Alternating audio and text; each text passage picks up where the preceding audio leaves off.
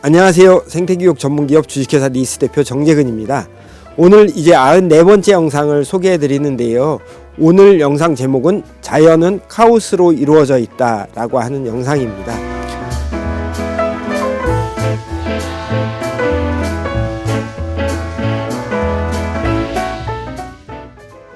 지금 제 뒤에 측백나무들이 서 있는데요. 이 측백나무들의 잎을 보면 아주 구조가 복잡하게 생겼습니다. 이 단순하게 보더라도 잎의 구조나 이런 것들이 심상치 않습니다. 그런데 이것들이 그냥 막 나 있는 것처럼 보이지만 이 안엔 일정한 규칙을 갖고 있죠.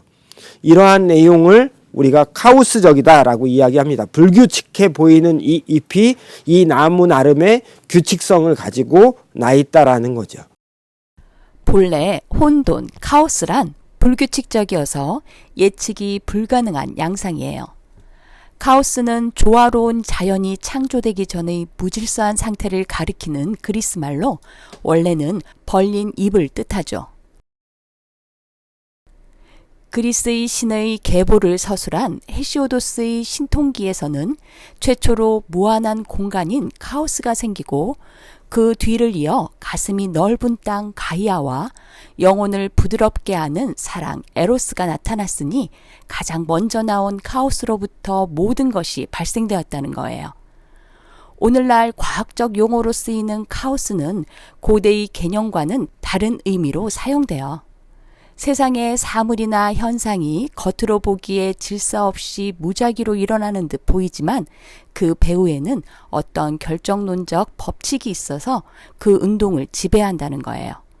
이 말을 간단하게 표현하면 불규칙해 보이는 것 안에 규칙이 숨어 있다는 거죠. 이 이미지를 보면 디자인 속 각각의 요소들이 줄을 맞춰 정렬되어 있죠. 이런 것을 패턴이라고 합니다. 주로 직물이나 벽지 등의 디자인에서 많이 볼 수 있죠. 인위적으로 만들어진 것이어서 규칙이 눈에 보이죠? 이것과 비교해 자연의 불규칙한 패턴을 보시죠. 이것은 고엽나무 껍질인데요. 마른 논바닥처럼 갈라지죠? 이 껍질에는 같은 모양 조각이 없을 겁니다. 실제 가뭄에 갈라진 진흙바닥을 보죠. 그러면 같은 조각은 없지만 아주 멀리 본다면 패턴이 나타납니다. 흙의 알갱이 크기, 흙과 흙 사이의 장력이나 수분의 증발 정도 등 숨겨진 규칙이 이런 무늬를 만들어낸 것이죠. 자연에서는 이렇게 숨겨진 규칙을 유추하고 추론해 볼 수 있습니다. 자연의 카오스를 보는 거죠.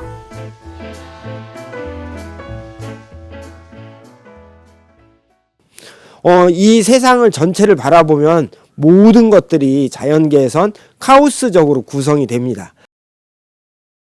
이 세상 모든 건 카오스적으로 이루어져 있다라고 이야기하는데 이것들을 우리가 현장에서 수업할 적에 만날 수 있는 것들은 아주 가까이에서 봐도 안 보이는, 즉 현미경이나 도구를 사용해야만 보이는 것들도 있고요. 지금 보여지는 영상은 보리수나무 잎 뒷면인데요.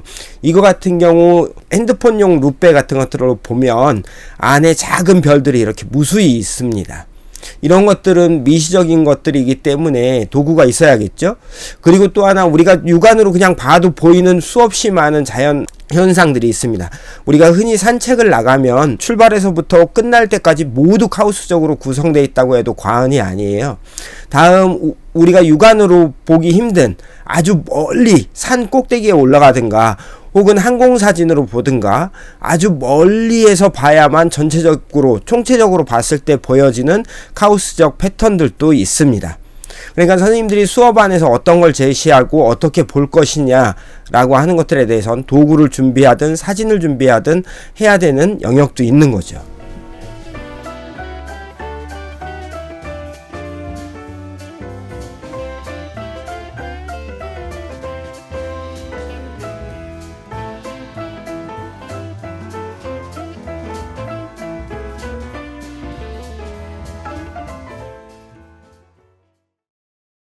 제가 지금까지 가르쳐왔던 아이들은 유아 때 입학을 해서 쭉 올라가서 중학생이까지 생태학교를 다니는 경우가 많은데 초등 고학년이나 중학생이 되면 에코소피 반이라고 하는 반으로 갑니다. 그래서 그 철학 수업을 받게 되죠. 이 철학반은 철학 공부를 하는데 나의 존재에 대한 것 혹은 자연이 운영되는 원리 같은 것들에 대해서 철학적인 근본적인 질문들을 던지고 아이들이 그것을 생각해보고 그건 실제로 어떻게 운영될지 그 자연 생태계는 어떻게 운영되는지 우리의 삶은 어떻게 운영되는지에 대해서 철학적 질문을 끝없이 하는 반입니다. 그 중에 이 에코소피 반이 3월달 처음 철학 수업을 시작하면서 여는 수업이 바로 카오스라는 수업이거든요. 2013년 생태학교 에코소피반 수업을 소개할 텐데요. 이 수업은 7시간 종일 수업을 3월 한 달간 2회 진행한 결과입니다. 철학반인 에코소피반의 첫 수업은 철학 수업을 받아야 하는 이유를 전달하는 것으로 시작한 후에 첫 주제인 카오스에 대한 수업을 합니다. 카오스는 겉으로 볼 때 불규칙해 보이지만 그 안에 규칙이 숨어 있다는 것을 전달하고 간단하게 카오스적 표현을 해 개념 이해를 돕습니다. 운동장 흙바닥에 액자를 그리고 주변 자연물을 주워다 툭툭 내려놓아 불규칙한 패턴을 만듭니다. 이런 불규칙한 패턴이 우리 주변에 많다는 것을 전달하고 사진기에 담아오라고 합니다. 에코 프레임을 사용해 먼저 자신의 불규칙 패턴을 찾고 사진으로 기록하기도 합니다. 사진 찍기의 확장 활동을 소개할 텐데요. 이 과정도 카오스적 결과를 도출합니다. 찍어온 사진을 출력해 정사각 종이 프레임에 붙여 내가 찾은 카오스를 만듭니다.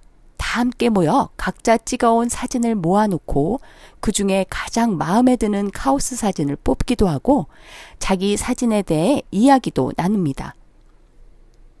미리 벽면에 얼기설기 걸어놓은 줄에 각자 사진을 겁니다. 이때 숨겨진 규칙은 줄에 거는 것과 다른 친구 사진을 가리지 않는 것입니다. 정해진 자리가 없고 각자 자유롭게 걸지만 숨겨진 규칙을 지켜서 걸면 사진이 걸린 결과도 카오스적 패턴이 됩니다.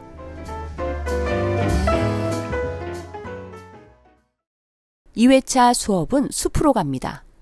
숲의 우거진 나무의 배치를 보며 지난 시간 사진으로 찾은 카오스적 패턴보다 더 큰 카오스적 패턴을 봅니다. 그리고 나뭇가지를 묶어 자연물로 카오스적 패턴을 담을 액자를 만듭니다. 모든 별로 주변 자연물을 이용해 카오스적 패턴을 표현합니다. 사진 찍고 표현하는 전 과정에서 자연 속 카오스적 패턴의 철학적 의미에 대해서도 이야기 나눕니다. 돌아와 카오스에 대한 글쓰기를 하는 것으로 2회에 걸친 카오스 수업을 마칩니다. 이 수업을 마치고 초등 6학년 아동이 쓴 글을 소개합니다. 카오스는 혼돈이다. 하지만 그 안에 숨겨진 규칙이 있다. 자연도 카오스로 이루어진다. 호랑이가 어떤 토끼를 잡아먹을지 모르지만 토끼가 호랑이를 잡아먹는 일은 없다. 오늘 숲에 가서 카오스 사진을 찍었다. 친구들과 노는 것도 카오스이고 지금 보는 풍경도 카오스이다. 카오스는 이 세상의 모든 것인 것 같다. 찍은 사진을 전시할 때도 카오스적이다. 각자 마음대로 배치하지만 나도 모르게 다른 사람의 사진이 가려지지 않게 놓았다. 한마디로 카오스를 보고 싶다면 고개를 들어 주위를 둘러보라.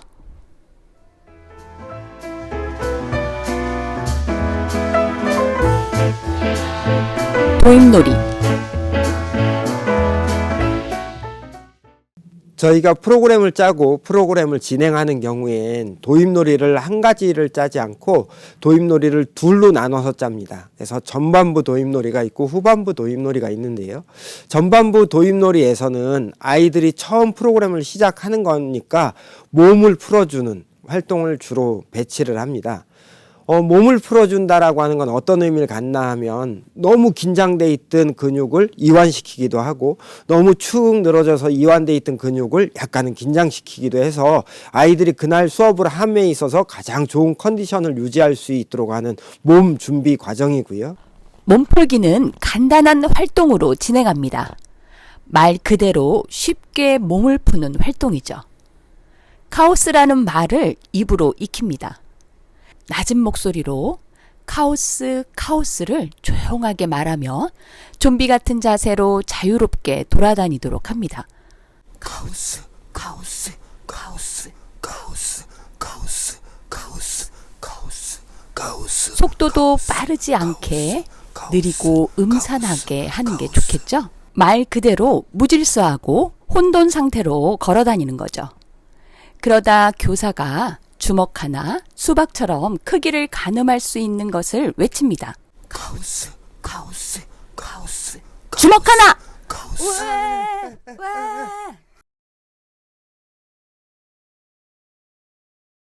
카오스, 카오스, 카오스, 카오스, 수박! 카오스. 그럼 누군가와 그 크기만큼 간격으로 재빨리 섭니다. 그리고 움직이지 않아요. 다시 같은 방법으로 돌아다닙니다. 그냥 돌아다니다가 교사 구호에 맞춰 주변 사람과 간격을 맞추는 간단한 놀이지만 재미있고 몸도 준비되는 활동이죠. 도입놀이에선 아이들에게 흥미를 유발시키고 주제를 전달하는 걸 목표로 하잖아요. 그래서 아이들이 즐겁게 주제에 대해서 그 주제가 갖고 있는 방향성을 알도록 하는 게 두 번째 도입놀이입니다. 첫 번째는 몸을 풀고 두 번째는 마음을 준비하고 갈 곳을 아는 거죠. 두 번째 방향 제시 도입놀이는 솔방울 관형 놀이입니다. 이 놀이에는 준비물이 있는데요. 가운데 원으로 구멍을 뚫은 천과 솔방울을 준비합니다. 밖에 커다란 원으로 던지는 선을 그리고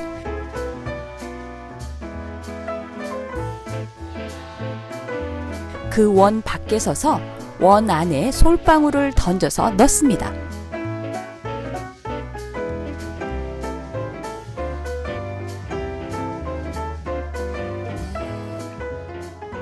물론 잘 들어가지 않죠. 튀어나갑니다. 솔방울 던지기를 모두 마치고 나면 천과 그 안에 들어있는 솔방울이 만든 패턴을 봅니다. 하나하나 손으로 놓아 만든 패턴과는 다른 불규칙해 보이는 카오스적 패턴이 생기는 거죠. 솔방울 던지기 놀이가 미술 작품을 만듭니다. 천에 솔방울이 흩어져 있어요. 이 무늬가 자연미술 작품이 되었네요. 흰 천을 액자라 생각하고 천 위에 솔방울을 보면 자유롭게 흩어져 있죠? 그런데 솔방울이 골고루 천에 퍼져 있는 게 보이죠? 이렇게 불규칙한 무늬가 숲에는 많아요. 이제 숲으로 이런 무늬를 찾으러 가볼까요? 수업 전개. 자, 이제 전개부 활동에 대해서 알아볼 텐데요. 도입에서 아이들하고 놀이를 통해서 카오스라는 것에 대해서 아주 조금 접근했습니다.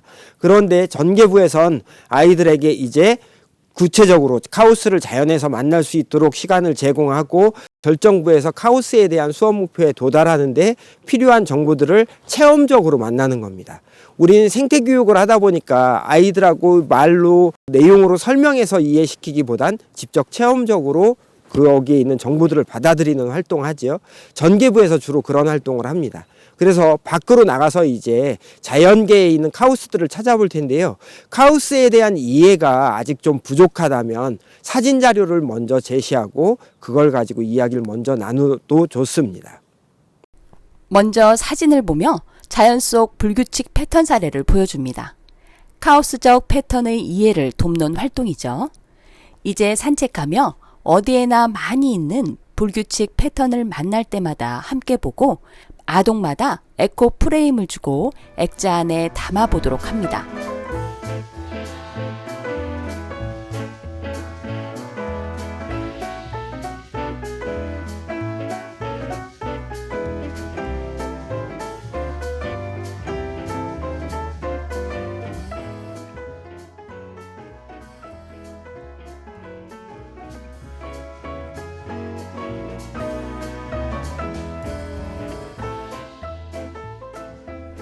자연에는 불규칙한 패턴이 너무 많아서 어디서나 액자를 대면 찾을 수 있죠.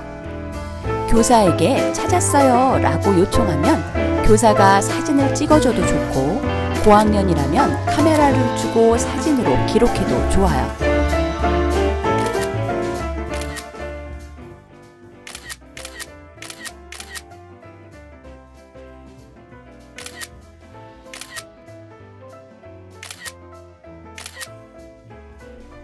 전개부 산책에서도 여러 가지 자연 속 패턴을 만날 수 있습니다. 그리고 에코프레임 액자가 카오스적 패턴이 되기도 하죠. 액자 안에 액자가 놓여 카오스적인 불규칙이 되는 겁니다. 이처럼 작은 구조가 전체 구조와 비슷한 형태를 갖고 반복되는 것을 프랙탈 구조라고 합니다. 자연의 많은 것들이 프랙탈 구조를 갖고 있습니다. 나뭇잎 한 장이 나무 한 그루 모양과 비슷한 것처럼 말이죠. 전개부에서는 간단한 표현 활동도 합니다. 가로 세로 30cm의 흰 종이를 바닥에 놓고 솔잎을 뿌려 카오스적 패턴을 만들어 봅니다. 마치 숲바닥에 떨어진 솔잎의 불규칙 패턴처럼 말이죠. 또 숲에서 구한 소나무 가지를 종이 위에 놓는데 가지와 가지가 서로 닿지 않아야 한다는 초기 원칙을 만들어 놓고 종이 위에 가지를 잘라 놓도록 할 수도 있죠. 주변의 다양한 자연물이 모두 재료입니다. 전개부에서 이 활동은 공동 활동으로 하는 게 좋아요. 많은 시간을 들이지 않고 함께하는 과정을 통해 뚝딱 완성할 수 있죠. 그리고 이 활동은 이후 절정 활동을 미리 해보는 사전 활동이기도 합니다.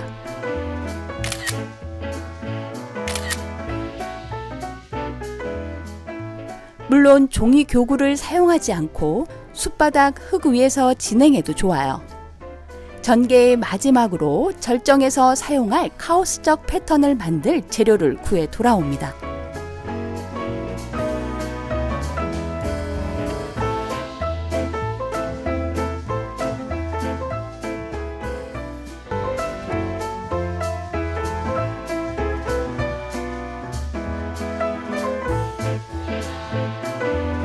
여기서 싼 팁!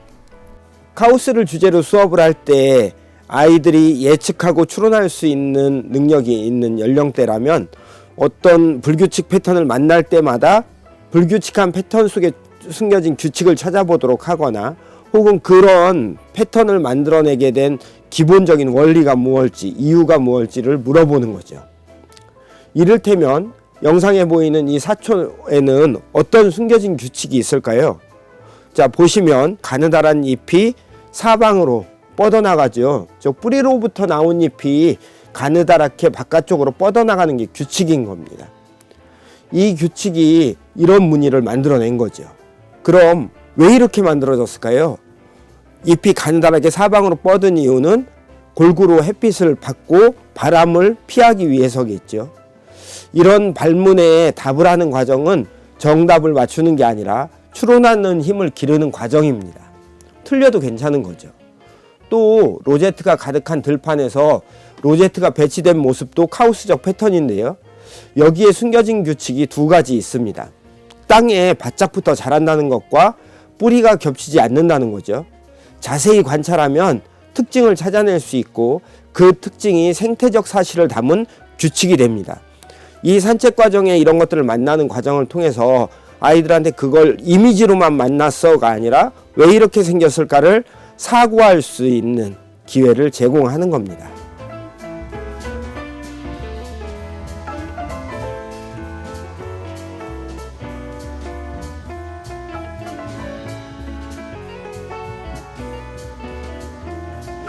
절정부 프로그램에선 아이들이 이 지금까지 받아들인 정보를 가지고 구체적으로 내 마음 안에 이미지로 맺혀져 있는 것들을 표현해보는 활동을 할 겁니다. 이 표현은 언어적이어도 되고 미술적이어도 되지만 미술적인 표현이 선생님들이 현장에서 활동하실 때 더 많이 활용 가능할 거라고 생각해서 미술적인 표현 프로그램을 소개하려고 합니다. 생태학교에는 아뜰리에라는 다양한 자연물과 미술 재료를 두는 방이 있는데요. 평소에 자연물 재료를 찾으면 모아놓습니다.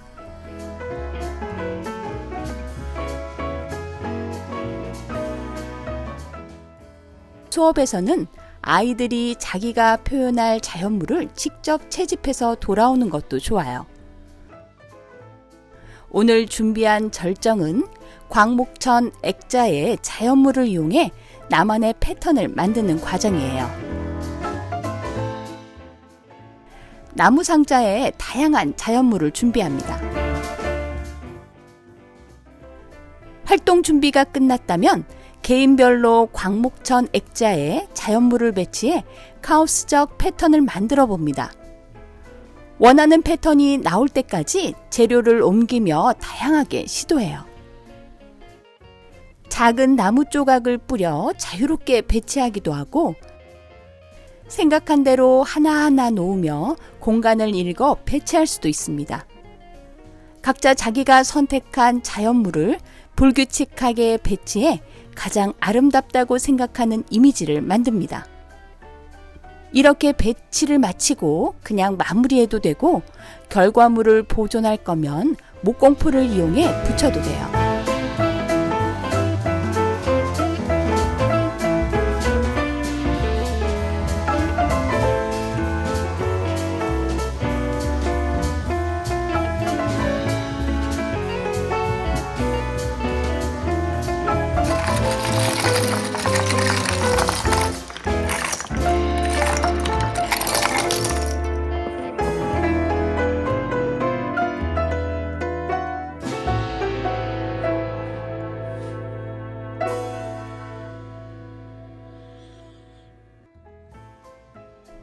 더 큰 액자 안에 개인별로 만든 결과물을 그 안에 놓으면 액자 안에 액자가 생기는 프랙탈 구조가 됩니다.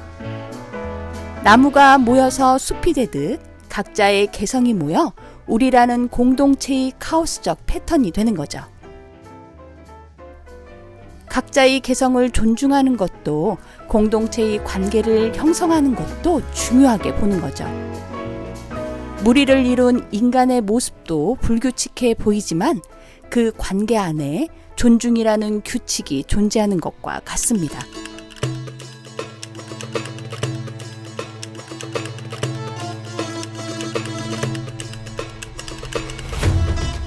정리.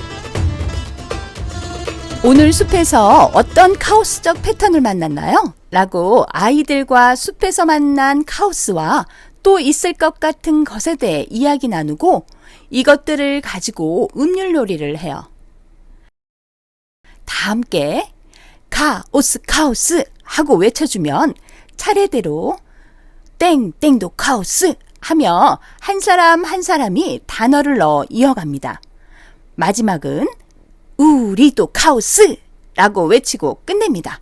카오스, 카오스. 솔잎도 카오스, 카오스 카오스 이끼도 카오스 카오스 카오스, 고사리도 카오스, 카오스 카오스, 날리는 이 카오스 카오스 카오스, 쌓인 눈도 카오스, 카오스 카오스. 발자국도 카오스 카오스 카오스, 숲의 나무도 카오스, 카오스 카오스 자갈돌도 카오스 카오스 카오스, 나무 껍질 카오스, 카오스 카오스 흙도 카오스 카오스 카오스, 우리도 카오스. 정리에서는 우리가 요약, 평가, 그리고 정서적 확장이라고 하는 걸 하죠. 정서적 확장이 제일 중요한 활동인데 정서적 확장이라는 건 오늘 수업 시간에서 배운 내용 말고 일상생활의 것들 안에서 오늘 배운 내용을 적용할 수 있도록 해주는 겁니다. 즉 정서라고 하는 건 내가 살면서 외부로부터 받은 자극에 내가 보여주는 반응이잖아요. 삶에서 만나는 수없이 많은 자극들에 대해서 내가 반응을 보일 때 오늘 배운 내용이 작동해서 아이들이 세상을 통찰력 있게 볼 수 있는 눈을 길러주고 문제를 해결하는 능력을 기르는 걸 우리가 정서적 확장이라고 합니다. 오늘 수업과 관련이 없는 게 아니라 이게 바탕이 돼서 평상시의 문제를 해결하도록 하는 거죠. 불규칙한 카오스적 패턴을 가진 자연을 보면서 그런 패턴을 읽어내는 그 안에 숨겨진 규칙을 보는 능력을 기르면 통찰력과 직관을 기르는데 아주 좋은 수업이 됩니다. 어떤 사물을 보고 분석하지 않아도 그게 어떤 구조를 가졌는지 혹은 어떤 규칙을 숨기고 있는지 알 수 있는 거죠. 통찰도 직관도 기르는데 매우 좋은 활동입니다. 통찰과 직관을 갖고 있다는 건 우리가 살아나가면서 수없이 많은 문제들에서 그 문제의 원인을 찾고 그 문제의 해결 방안을 찾는 데 도움이 되겠지요. 생태교육이라고 하는 게 단순히 자연에 대한 교육이 아니라 자연으로부터 내가 어떻게 생태적으로 살아나갈지 그리고 그 과정에 자연과 어떻게 공존할지라고 하는데 삶의 방법 전반을 교육하는 과정이 생태교육인 거고요. 선생님들이 지금 하고 계신 일이 매우 중요하고 의미 있는 일이다라고 생각을 합니다.